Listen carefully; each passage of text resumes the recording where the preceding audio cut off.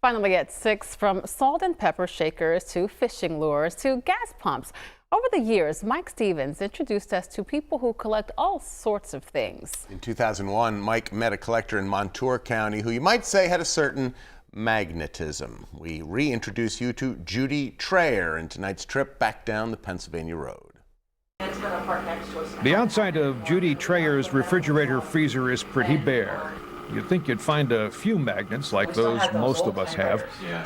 You won't because they're elsewhere. How many? About 740. Wow. 740 refrigerator magnets hang from one long wall of Judy's Danville home. And a delightful mix it is, too. Wake up! If you can't make up your mind, there's help. It's in the cards. It's not in the cards. As is the case with most collectors, there is always a beginning.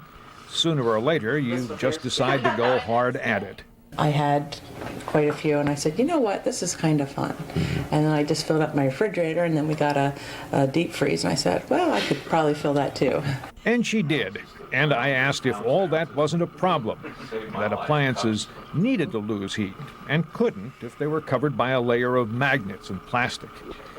Yeah, that's when Judy got some sheet metal and redecorated the dining room. And I measured the walls how I wanted them, and I said, I need 6 sheets, and this is what I want. And they said, okay. And they cut it, and I took my truck up and went up and picked it up.